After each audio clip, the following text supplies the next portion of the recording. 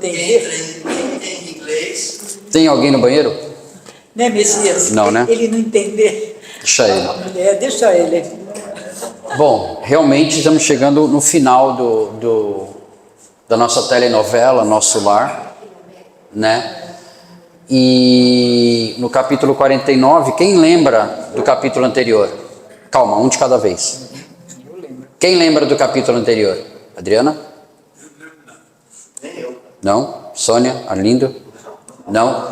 De vez em quando é bom vocês assim, ajudarem a gente, assim, tipo, falar o que vocês lembram, só para a gente saber que vocês estão aqui, não tem desdobramento, alguma coisa assim. Como diz o nosso querido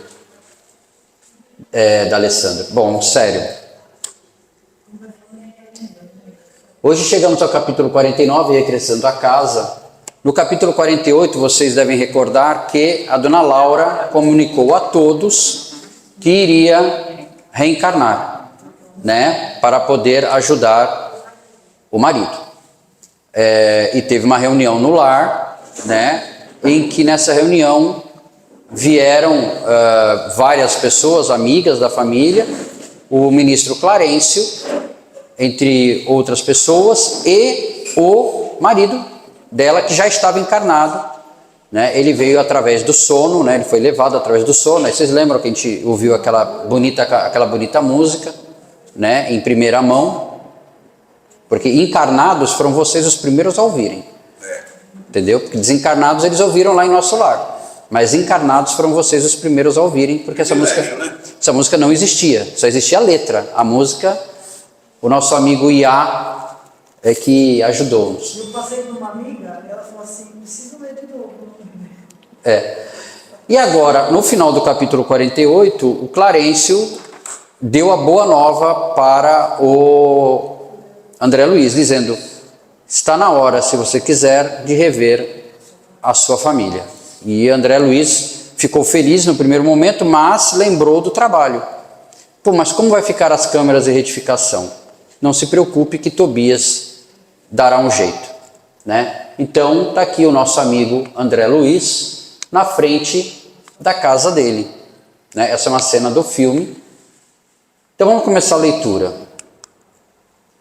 Imitando a criança que se conduz pelos passos dos benfeitores, cheguei à minha cidade com a sensação indescritível do viajante que torna ao berço natal depois de longa ausência. Alguém quer calcular mais ou menos quanto tempo o André Luiz ficou longe dessa cidade natal? 20 anos, 30. 10 anos aproximadamente. Digamos que foram 8 anos de umbral, né?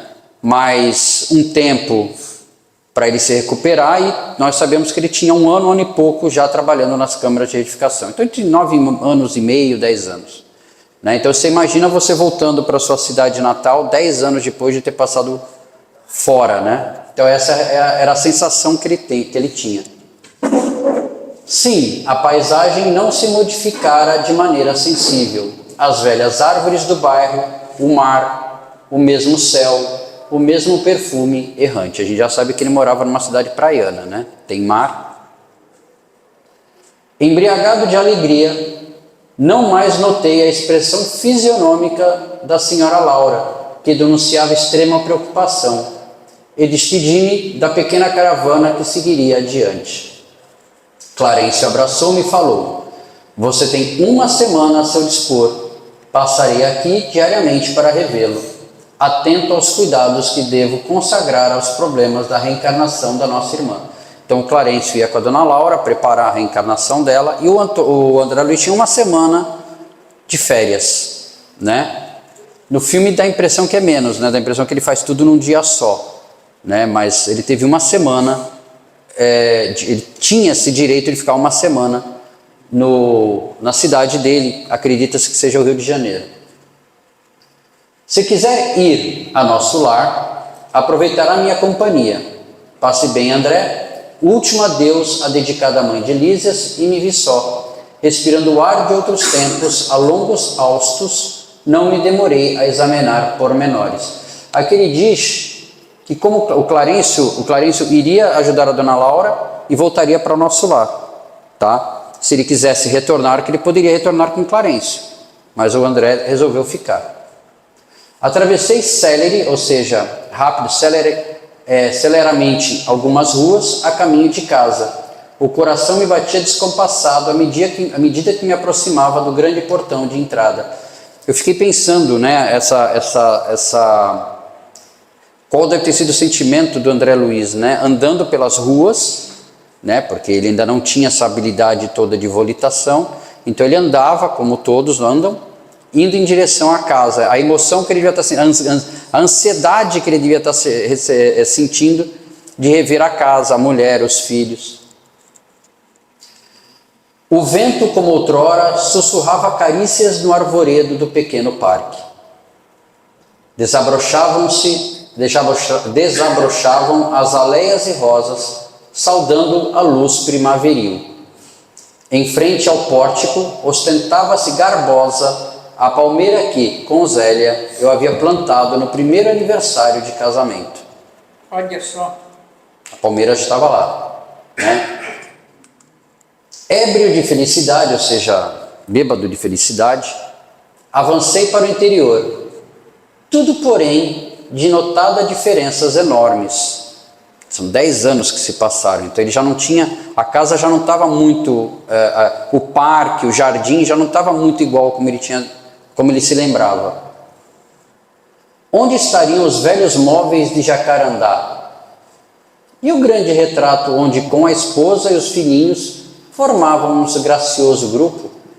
Alguma coisa me oprimia ansiosamente, ou seja, ele entrou dentro da casa dele e não notou os velhos móveis. Os móveis já eram outros. O quadro dele já não estava mais na parede. Ele já começou a ficar com uma pulga atrás da orelha. Eu falei, opa, alguma coisa não está, tem alguma coisa errada aqui. Será que eu estou na casa? Será que ainda moram, os meus familiares ainda moram aqui? Dirigi-me à sala de jantar, onde vi a filhinha mais nova, transformada em jovem casadoura, né? Então a menina mais nova já estava uma jovem mulher, e quase no mesmo instante vi Zélia, que saía do quarto acompanhando um cavalheiro que me pareceu médico à primeira vista. Gritei em minha alegria com toda a força dos pulmões, mas as palavras pareciam reboar pela casa sem atingir os ouvidos dos circunstantes. A primeira reação que ele teve foi falar, Zélia, estou aqui. Só que ninguém ouviu.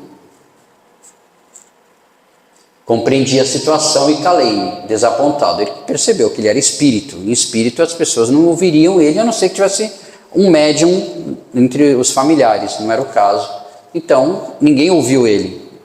Você imagina quantos estão nas ruas que às vezes não perceberam que desencarnaram e ficam gritando, chamando por nós, ei, fala comigo, e a gente não escuta, né? E eles ficam perambulando, coitados, às vezes não sabendo o que aconteceu.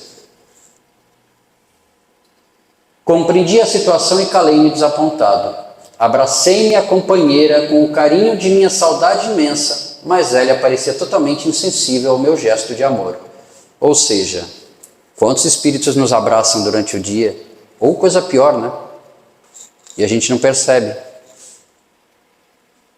Muito atenta, perguntou ao cavalheiro alguma coisa que não pude compreender de pronto. O interlocutor, baixando a voz, respondeu respeitoso. Só amanhã poderei diagnosticar seguramente, porque a pneumonia se apresenta muito complicada em virtude da hipertensão. Todo cuidado é pouco, Dr. Ernesto, reclama absoluto repouso. Quem seria aquele Dr. Ernesto? Perdia-me num mar de indagações, quando ouvi minha esposa suplicar ansiosa. Mas, doutor, salve-o por caridade. Peço-lhe, não suportaria uma segunda viuvez. Olha só. Aí ele já deve ter... Eu acho que eu fiz errado aqui. Depois eu volto. Zélia chorava e torcia as mãos, demonstrando imensa angústia. Um corisco, um raio, né? Não me fulminaria com tamanha violência. Porque quando ele ouviu da Zélia, não suportaria a segunda viuvez, o que é que ele imaginou? Casou de novo. Está me traindo. Me trocou pelo primeiro que viu passar na rua. Você viu que a frequência dele já começou a baixar. Outro homem se apossara do meu lar. Olha como nós somos bobos, né? Nós temos mania de achar que tudo é nosso, né? Então tá aqui. Outro homem se apossara do meu lar. A esposa me esquecera. A casa não mais me pertencia. Valia a pena de ter esperado tanto para colher semelhantes desilusões? Estava frustrado. Corri ao meu quarto, verificando que outro mobiliário existia na alcova espaçosa. Alcova, para quem não sabe, é o quarto do casal. No leito estava um homem de idade madura, evidenciando um melindroso estado de saúde. Ao lado dele, 3 figuras negras iam e vinham, mostrando-se interessadas em lhe agravar os padecimentos. E agora é que eu vou mostrar a imagem para vocês. Essa é a cena. Quem tiver interesse, tem esse site aqui, projetoimagem.com.br, tem desenhos de todos os livros do André Luiz. Isso é pago, né? É, pago. Essa aqui eu peguei, ainda consegui pegar grátis. Mas, possivelmente para missionários eu vou, É interessante. eu vou adquirir. Mas eu tenho todas. Esse pedaço. Tenho todas as imagens, todinhas. Bom, Nilza, que bom. É por causa do André, lá da TV Alvorada, eu fiz o estudo com ele, então ele passou para todos nós que fez o curso lá. Então tá aqui, ó, o médico, a Zélia, André Luiz, com uma cara de poucos amigos, e os 3 espíritos ao redor do doutor Ernesto. Obrigado. Wilson, mas aí vale ressaltar como o André Luiz. Mas aí vale ressaltar como o André Luiz já está numa condição diferente, né? Sim. Ele consegue enxergar as 3 criaturas, né?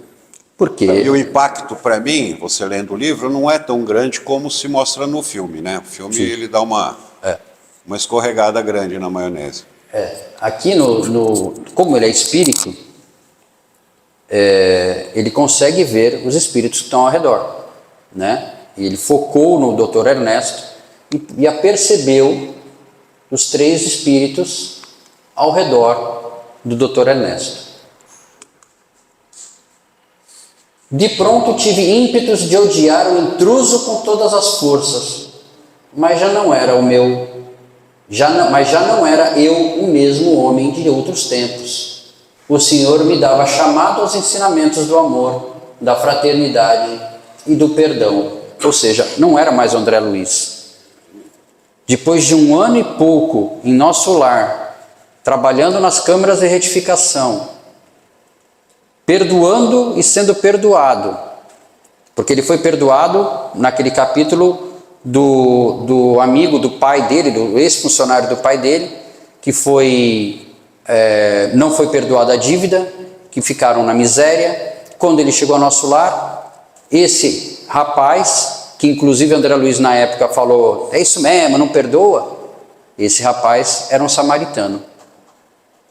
E o André Luiz estava aprendendo ainda a caminhar no nosso lar. Depois, o André Luiz aprendeu a perdoar a menina Elisa, né? Não só perdoar, desculpa, mas ele se tornou irmão espiritual, né? Quase um protetor dela em nossa casa, em nosso lar. A Elisa, para quem não lembra, aquela menina que ele jovem seduziu, né? E depois foi expulsa da casa e acabou enveredando para o ramo da prostituição e morreu de alguma doença venérea. Então ele já não era mais o André Luiz, ele já era outra pessoa. Não era o mesmo André Luiz que desencarnou, que passou 8 anos no umbral. Ele já tinha uma bagagem, ele já não era mais a mesma pessoa. Mas mesmo assim ele ainda teve aquele sentimento. Sim, mesmo assim ele ainda teve. Mas lembra que eu falei, em algumas aulas eu falei, o problema não é o sentimento, o problema é você se manter no sentimento. Ou desculpa, o problema não é o pensamento, o problema é o sentimento. Ele teve um pensamento de raiva, digamos assim, né? Ao chegar na casa dele, encontrar outro homem na cama, os móveis já não eram mais os mesmos. Porque no filme, tanto que no filme, quando ele já tem esse pensamento, ele já se O filme fez isso, né? Mas se você ler o livro, não tem isso. Ele não vai para o umbral. É que vamos voltar. O umbral é um estado de consciência, né? Você pode estar no umbral dentro de uma casa espírita, não adianta. Se você tiver com a tua cabeça bagunçada, com pensamentos negativos, não importa onde você está. Então, no filme, eles fizeram uma alusão de que essa sensação que nós trouxemos aqui, ó, cadê aqui? De pronto tive ímpetos de odiar o intruso com todas as forças. Esse sentimento de ódio que ele teve, no filme foi mostrado como caiu no umbral de novo. Por quê? Porque ele baixou totalmente a vibração dele. Só que é o que eu falo, uma coisa é você ter um pensamento de ódio. Em algum momento, eu, por exemplo, quando eu estava ali tentando resolver o negócio, eu estava com raiva de mim mesmo. Porque na hora que fui mexer, né,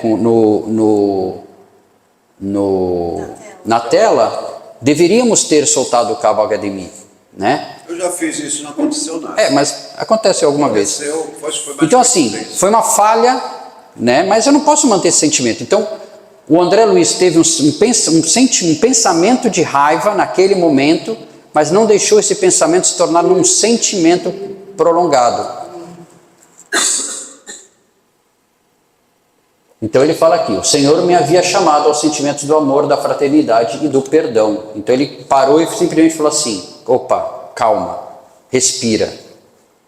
Verifiquei que o doente estava cercado de entidades inferiores devotadas ao mal. Entretanto, não consegui auxiliá-lo imediatamente. Assentei-me, decepcionado e acabrunhado, vendo Zélia entrar no aposento e dele sair várias vezes, acariciando o enfermo com a ternura que me coubera noutros tempos. E depois de algumas horas de amarga observação e meditação, voltei cambaleante à sala de jantar, onde encontrei as filhas conversando. Sucediam-se as surpresas. A mais velha casara-se e tinha ao colo o filhinho. E meu filho, onde estaria ele? Zélia instruiu convenientemente uma velha enfermeira e veio palestrar mais calmamente com as filhas. Vim vê-los, mamãe, exclamou a primogênita, né, a mais velha, não só para colher notícias do Dr. Ernesto, como também porque hoje singulares saudades do papai me atormentam o coração. Desde cedo, não sei por que penso tanto nele. É uma coisa que não sei bem definir.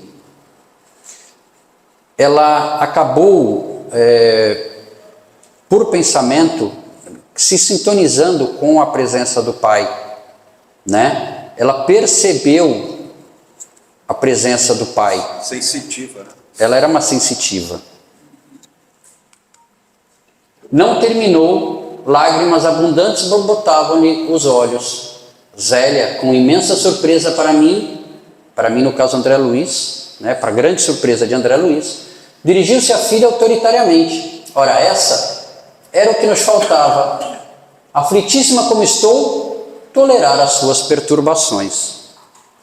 Que passadismo é esse, minha filha? Já proibi a vocês terminantemente qualquer alusão nesta casa a seu pai. Não sabe que isso desgosta o Ernesto? Já vendi tudo quanto nos recordava aqui o passado morto. Modifiquei o aspecto das próprias paredes. E você não me pode ajudar nisso?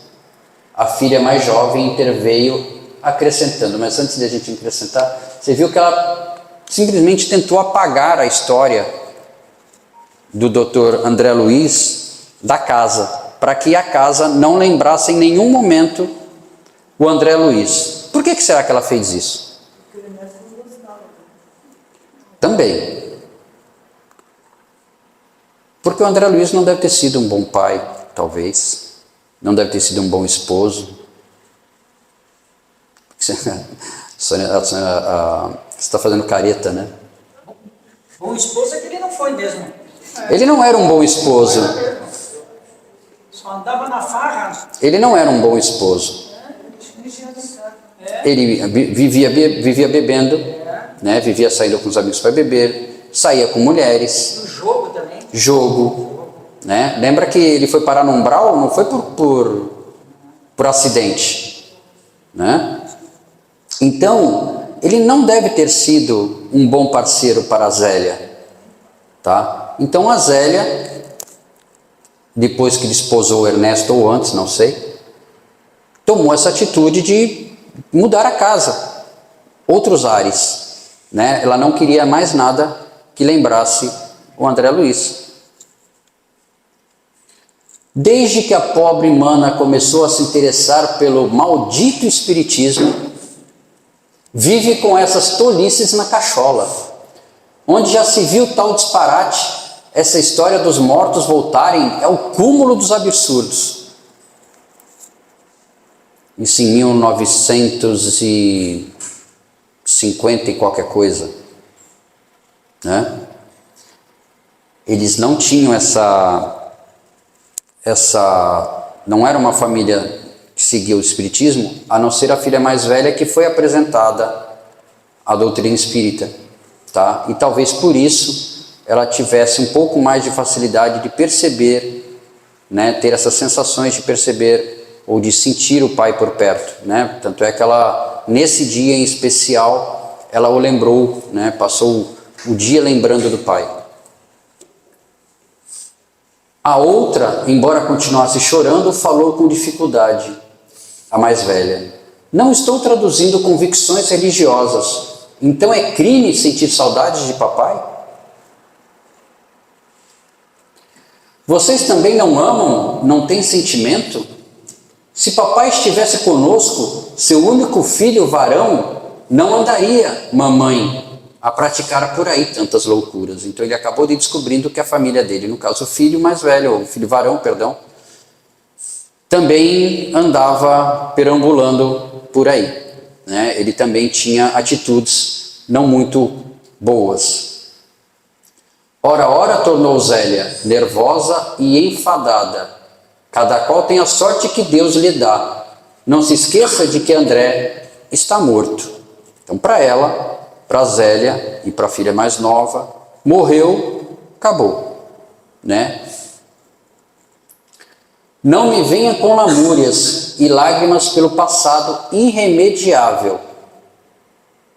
Aproximei-me da filha chorosa e estanquei-lhe o pranto, murmurando palavras de encorajamento e consolação, que ela não registrou auditiva, mas subjetivamente, sob o efeito de pensamentos confortadores. Ou seja, ao mesmo tempo que ele gritou para a Zélia e a Zélia não percebeu nada, ao mesmo tempo que ele abraçou a Zélia não percebeu nada, a filha já ao contrário.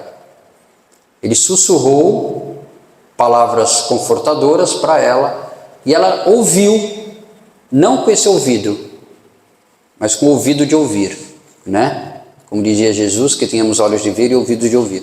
Com os ouvidos da alma, ela ouviu o pai acalmando-a, né? Afinal, via-me em face de singular conjuntura.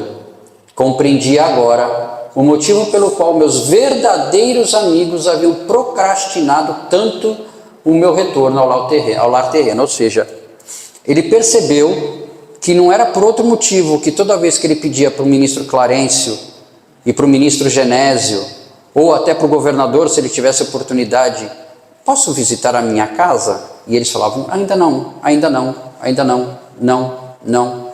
Porque ele precisava ter bagagem espiritual para isso. Você imagina se ao sair do umbral, fosse lá para a câmara de retificação, tivesse curado a sua úlcera, né, tivesse conhecido Lísias e com uma semana fosse visitar a família.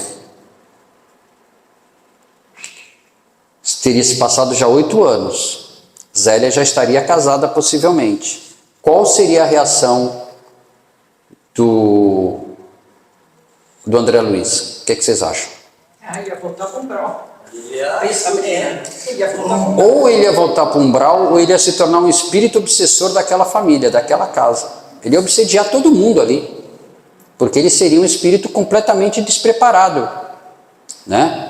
Se você, hoje toda aula, toda conversa que a gente tem de nosso lar e as aulas que tiveram com o Silvio no ensino básico e agora com a Suzana, a gente sempre esbarra na mesma coisa, no nosso pensamento. Aonde o nosso pensamento nos leva, né?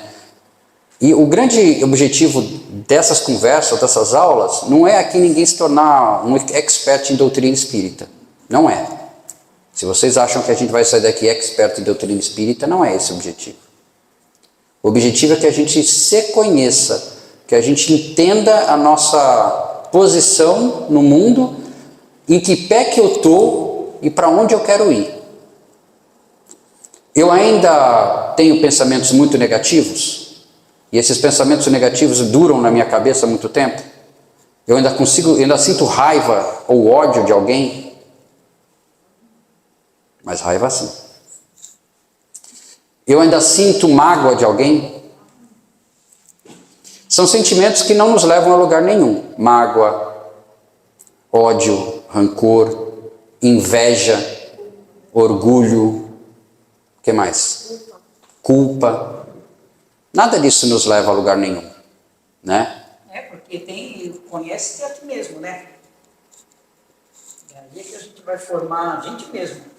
Conhece-te a ti mesmo. Então, assim, por isso que o André Luiz precisava dessa bagagem. Porque se não fosse assim, com certeza André Luiz se tornaria um espírito obsessor daquela Por família. isso que nós aprendemos na leitura que cada capítulo era uma lição para ele. Cada capítulo era uma lição para ele. Para ele justamente encarar esse momento. Cada capítulo que nós...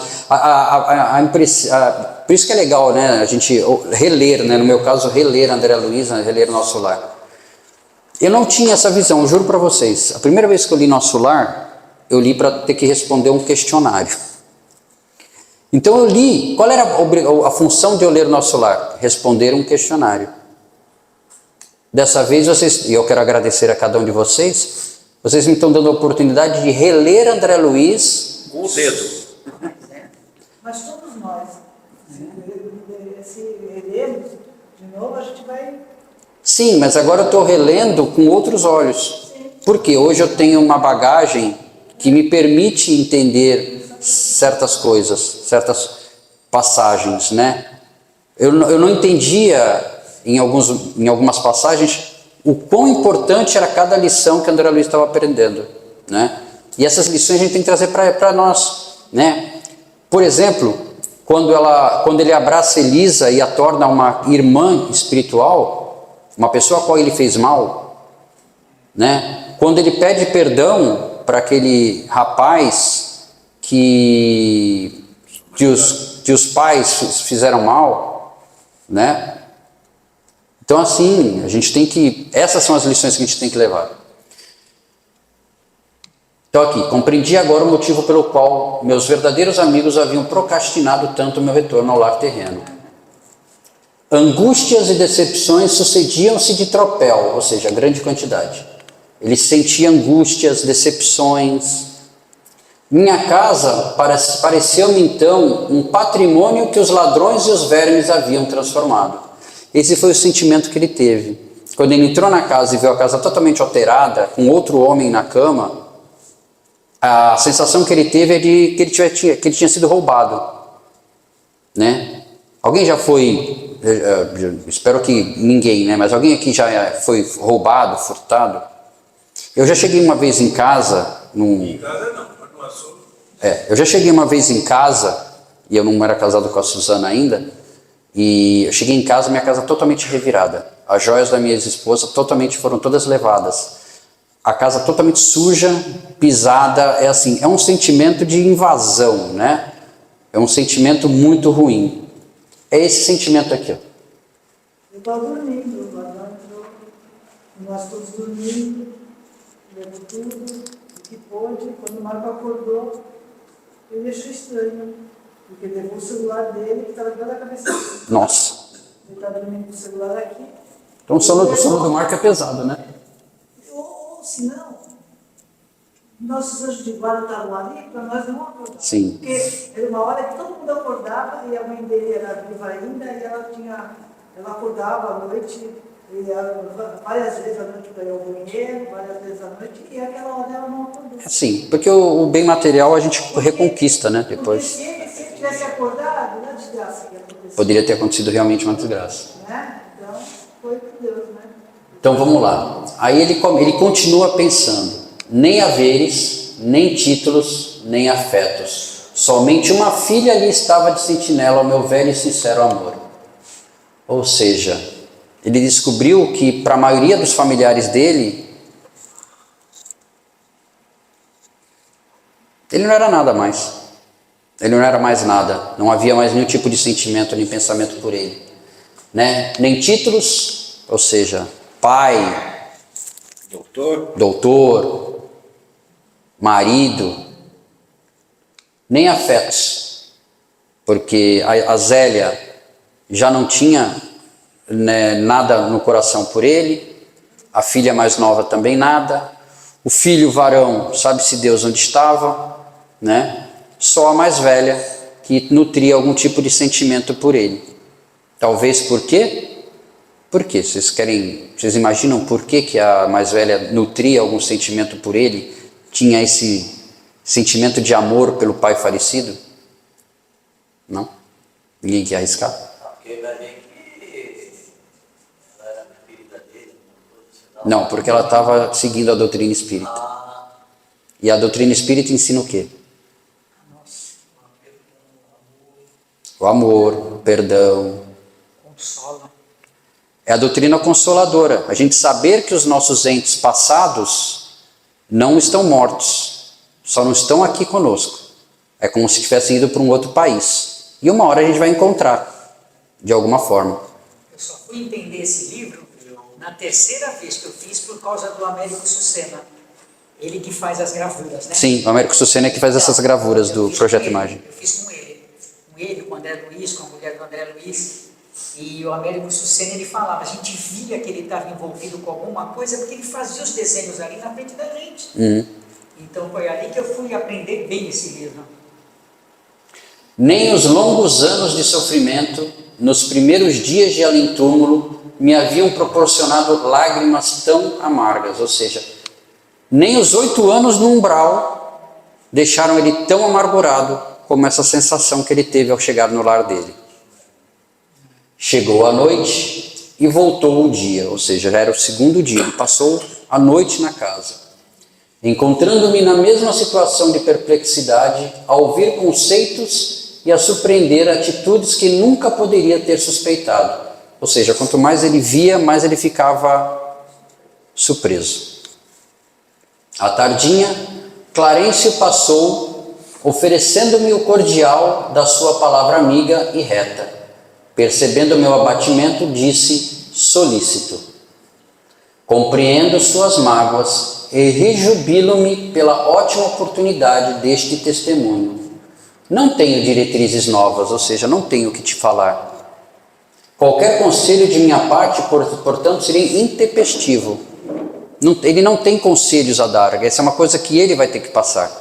E ele vai ter que digerir, digamos assim.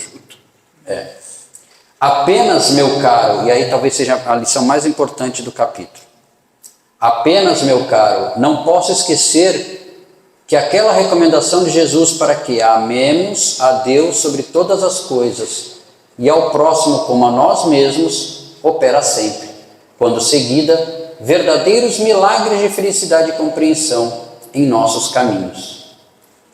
Agradeci sensibilizado e pedi que me não desamparasse com o necessário auxílio. Clarencio sorriu e despediu-se. Então, em face da realidade, absolutamente só no testemunho, comecei a ponderar o alcance da recomendação evangélica e refleti com mais serenidade. Afinal de contas, por que condenar o procedimento de Zélia? E se fosse eu o viúvo na terra? Começou a se colocar no lugar dos outros. Teria acaso suportado a prolongada solidão? Não teria recorrido a 1000 pretextos para justificar um novo consórcio, ou seja, um novo casamento? Primeira coisa que ele falaria: tenho filhos pequenos, preciso de alguém para cuidar deles. Ele não fazia isso tão casado? Solteiro. E o pobre enfermo? Aí ele começou a pensar no doutor Ernesto. Como e por que odiá-lo? Isso é que é mais importante, né? Ele começou a pensar, por que eu estou odiando o doutor Ernesto? Não era também meu irmão na casa de nosso pai? Ou seja, ele também não é irmão meu, ele não é filho do pai? Não estaria o lar talvez em piores condições se Zélia não lhe houvesse aceitado a aliança afetiva? Porque Zélia, lembre-se, não trabalhava. Naquela época a mulher não trabalhava. Como é que ela poderia cuidar da casa e dos filhos, se não aceitasse talvez um novo consórcio, um novo casamento? O que ela poderia ter feito? Para onde ela poderia ter ido? Que tipo de atitude ela poderia ter tomado que não um casamento? Preciso era, pois, lutar contra o egoísmo feroz, que é o maior mal do ser humano e é o sentimento completamente contrário à caridade. Inclusive, isso está no livro do Evangelho segundo o Espiritismo. Né? Qual o sentimento contrário à caridade? O egoísmo. Jesus conduzira-me a outras fontes. Não podia proceder como homem da terra. Ou seja, ele já não era mais um caminhante terreno. Ele já não era um encarnado.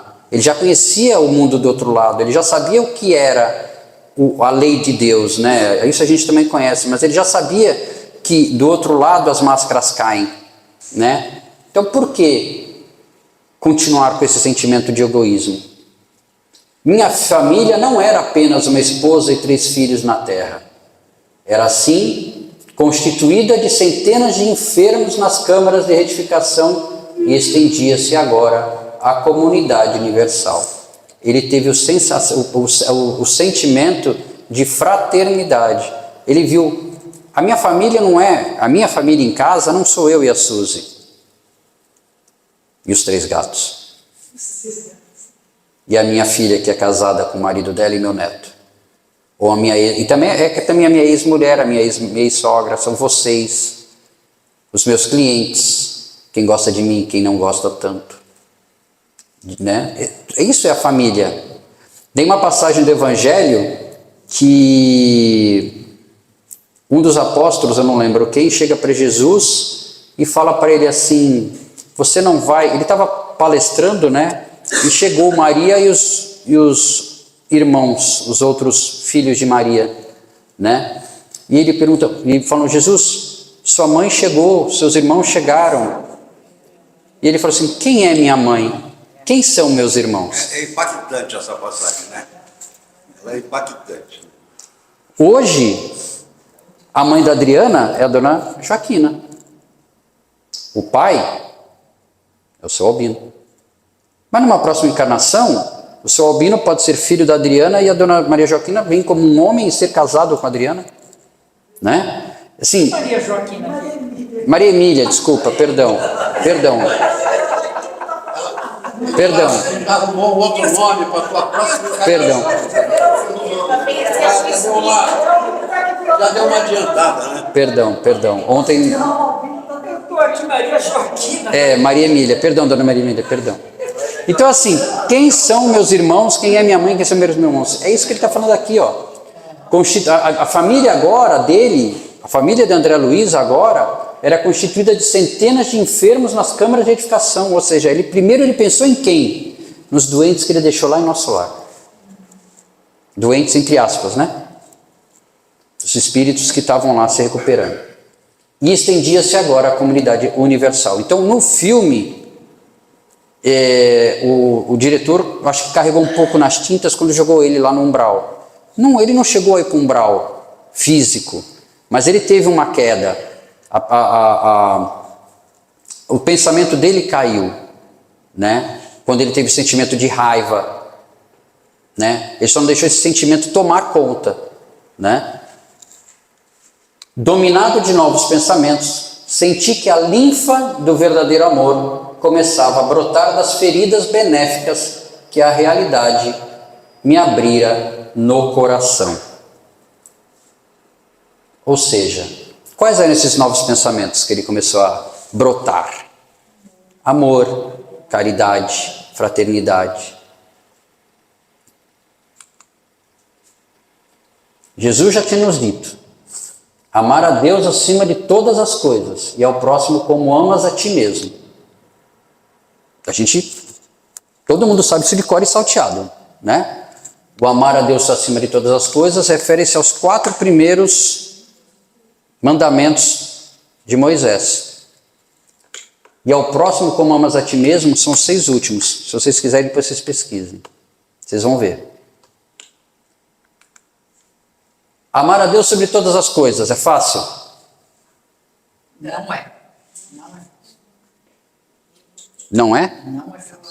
Acho mais fácil de todos. Não é. Tá, então eu vou refazer a pergunta. Amar a Deus sobre todas as coisas. Amar a Deus sobre todas as coisas, da frase que nós lemos, é a parte mais fácil? Deveria ser. Tá.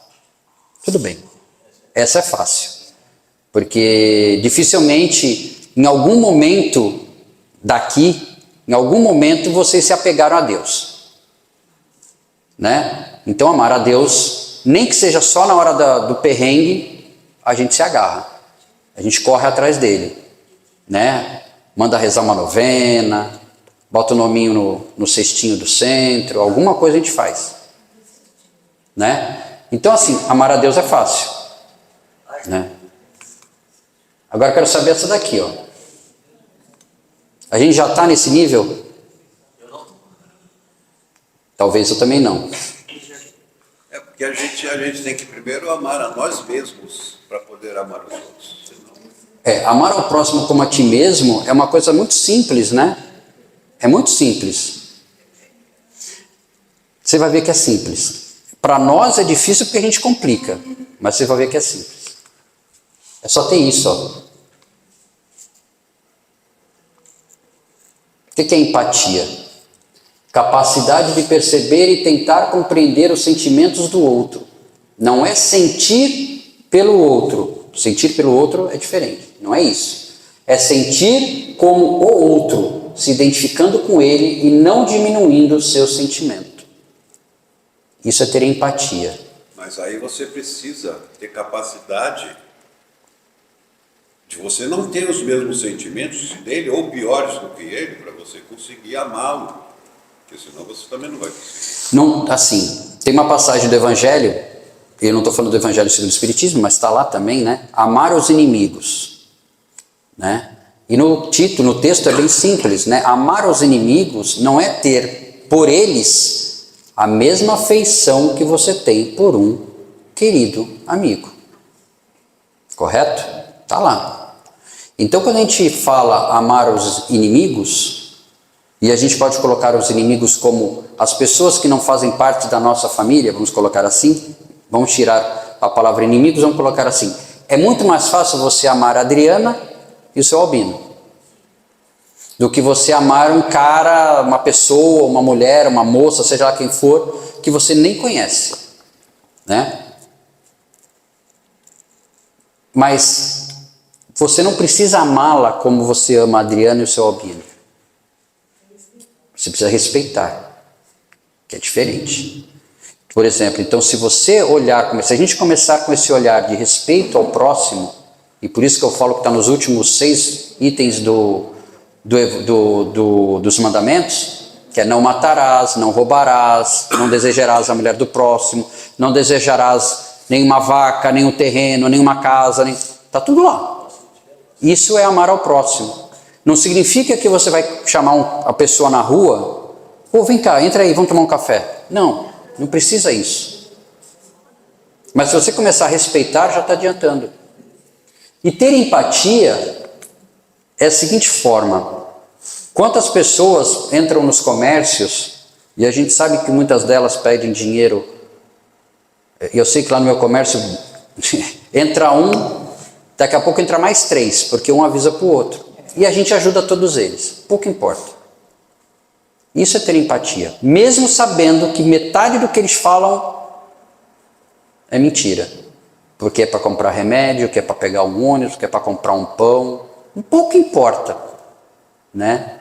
Eu não preciso me colocar no lugar dele, mas eu posso entender que ele está precisando daquilo por algum motivo, né? Quando alguém chega na rua, no inverno principalmente, é muito normal isso, né? Quem nunca teve uma pessoa na rua pedindo dinheiro, né? E, não sei, tem um rapaz que fica na praia lá de vez em quando com um panfleto, ele fala assim, é para pinga mesmo. É isso, eu ia falar isso já. Eu já vi esse cara. É para pinga mesmo. Ele anda com uma placa assim, me ajude que é para pinga mesmo. Não é pra comida, não é pra nada, é pra pinga, né? Eu já vi esse cara. Você já viu uma. Então, Honesto tem. ele pelo menos, ele já fala para o que é, né? Agora, o que a pessoa chega para você e pede uma ajuda, seja lá qual for, um dinheiro. Aí você fala, não dou. Não dou, pronto, não tem problema, não dá. Você fala, estou desprevenido, não tenho, não quero dar, beleza. Aí a pessoa vai embora e aí você fala assim, tá vendo? Só para encher a cara de cachaça. Foi dormir de noite. Então, a questão não a gente sabe que muitos deles bebem realmente para suportar o frio. Você viu o tipo de pensamento que eu tive? Né? Eu julguei ele. Entendeu? Eu julguei ele. Eu fiz um pré-julgamento. Nem conheço ele. Né? Então assim, quer ajudar? Ajuda. Não dá para ajudar? Não ajuda, mas não julga. Isso é começar a ter um pouco de empatia. Uma outra que a Suzana deu exemplo. Tem gente que prefere um determinado político, tem gente que prefere um outro determinado político. E aqui eu não vou discutir política, ok? Quem gosta do A, reclama com quem gosta do B. Mas não tenta entender o pensamento do B. Quem gosta do B, não gosta do A. Mas também não tenta entender o pensamento do A. O que nós precisamos ter é um meio termo. Só que hoje em dia, quem tem meio termo, se um cara que gosta do A chegar para mim e falar assim, porque o B, isso, aquilo, eu já consigo fazer isso, graças a Deus. Mas será que nada do que esse B faz é tão ruim assim? Será que nada do que esse B faz é tão ruim assim? Se você não gosta do A é porque você gosta do B. Eu falei, não, eu não gosto do B. Mas será que o cara não faz nada que é tão bom, que é ruim? Só faz coisa ruim? E quem gosta do B? Quando fala do A, mal do A, se você falar assim, mas espera aí, ele fez isso, aquilo. Pronto. Eu gosto do B, adoro o B. Eu sei. Eu adoro o B. Mas assim... eu não deixo de rezar pelo L. Todo dia, eu não deixo de rezar pelo L. Se ele consegue subir um pouco. Então, eu não deixo de rezar pelo L. Todos os dias eu rezo por ele. Quer ver um outro exemplo? Para a gente não se alongar muito, Para a gente não se alongar muito, que já são 9 horas. Quer ver um outro exemplo? Vamos passar da política, vamos passar disso, porque isso aí não vai levar a lugar nenhum. Nós temos no Oriente Médio uma briga secular, né? Israelenses e palestinos. Não é secular. Começou de 48 para cá. 48 para cá, quando entregaram... Vocês sabiam que, eu fiquei sabendo isso ontem, você sabia que quando ia ser criado o Estado palestino, os israelenses tinham algumas opções, um país na África e Santa Catarina. Eles iam para o norte. O norte do Brasil ia ser o país mais desenvolvido do mundo. Mas o estado que ia ser entregue para os israelenses era Santa Catarina. Mas eles escolheram voltar para onde eles vinham, a terra de Canaã, né? E aí, em 1948, assinaram o tratado lá e criaram o Estado de Israel. Mas a gente não vai entrar em história, até porque no dia seguinte que Israel foi criado, 4 países ao redor atacaram Israel. Egito, Iraque, Líbia. Não, foi... 67 foram logo 5. Ele acabou com todos eles. Ele acabou com todos eles e ampliou ainda mais o Estado. Mas a questão não é essa. Quem está certo na história? Ali ninguém está certo, mas alguém está errado. Está errado. Os israelenses e os palestinos, Eles não atacam todos ninguém. Eles nunca atacaram ninguém. Desde que eles foram para lá em 48, eles não, pelo contrário, eles ajudam. Você sabe que eu fui em uma ação em São Vicente? Eles chegaram a ir buscar terra na Itália de navios para plantar comida lá para eles. Você imagine só, porque era só areia, mas a areia que Deus falou para eles. Sabe por que os israelenses são assim? Eles são considerados, eles mesmos se autoconsideram, o povo escolhido. E nós somos o que então? Nós também. Ah, Nós somos tá. descendentes deles. Então tá bom. Se os israelenses, como os israelenses pensam que são é o povo escolhido, eles pensam da seguinte forma: Deus proverá, porque o meu povo é o escolhido. Então, tudo que vocês fizerem comigo, eu vou conseguir dar a volta por cima. E é histórico isso, né?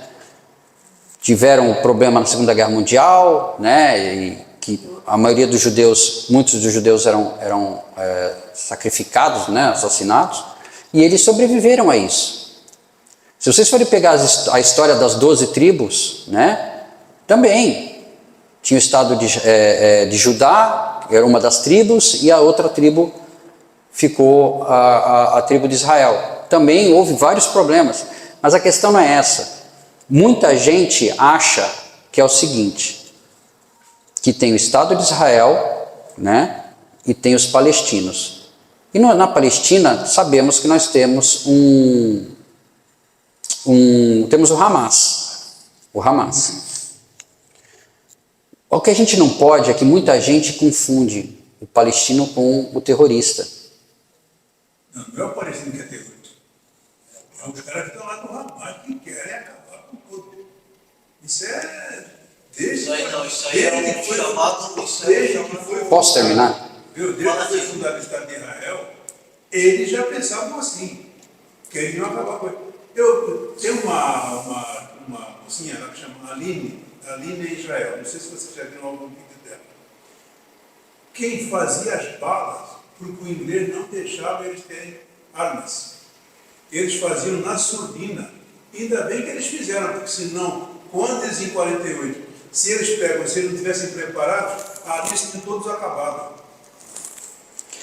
Peraí, o que o Arlindo ia falar? O que você ia falar, Arlindo? Não, eu ia falar que os negócios normais é o quê? Fanatismo. Tá. Fanatismo Mas religioso. deixa eu tentar chegar ao ponto que eu quero que vocês entendam. Então o Hamas é um grupo terrorista, correto? Correto.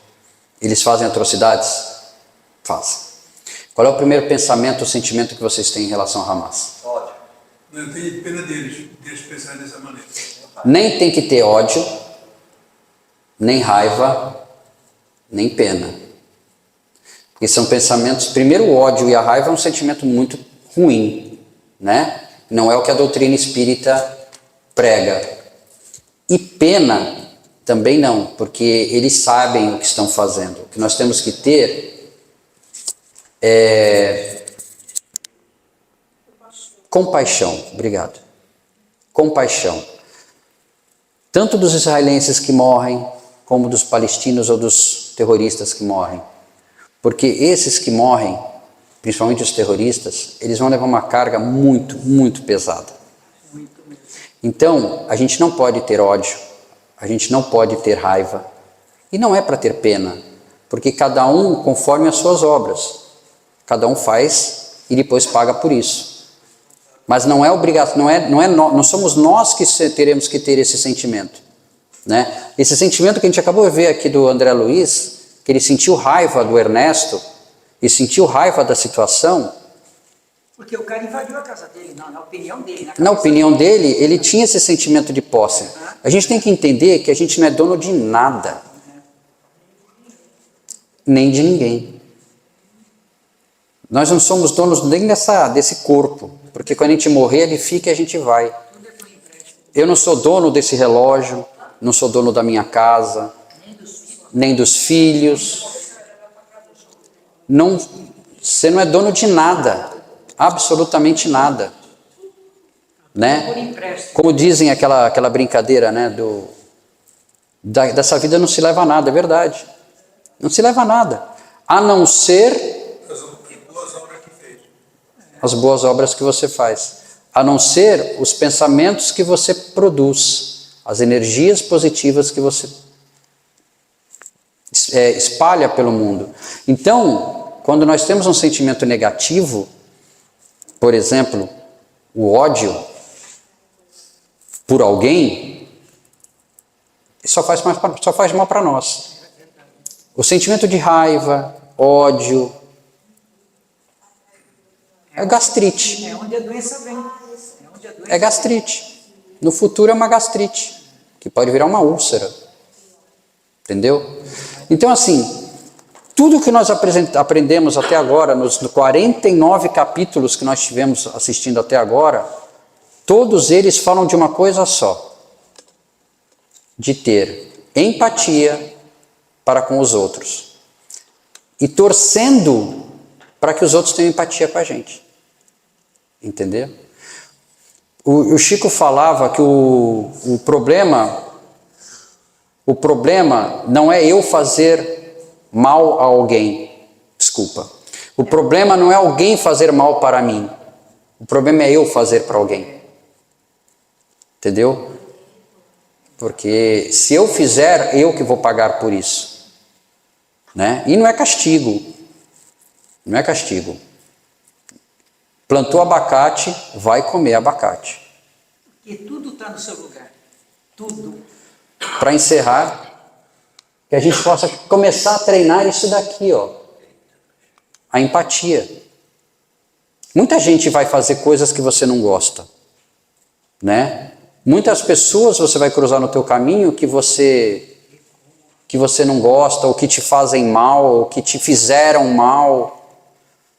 Mas se a gente começar, a partir de hoje, a quando encontrar uma pessoa que te fez mal, que te gerou uma mágoa, se você começar a treinar desde agora, que você não quer mais o mal dessa pessoa, isso, como eu disse, não é levar ela para dentro da sua casa, não é nem tipo, se no momento no atual a gente não consegue conversar com ela, não tem problema, mas não desejar o mal para essa pessoa.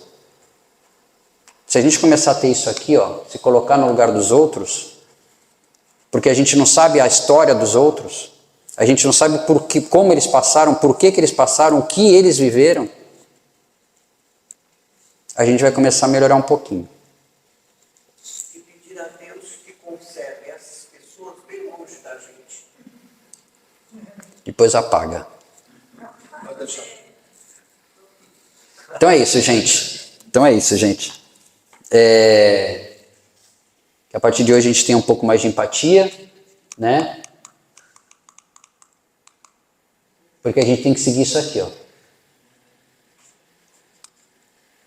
E a segunda parte é mais difícil, tá bom?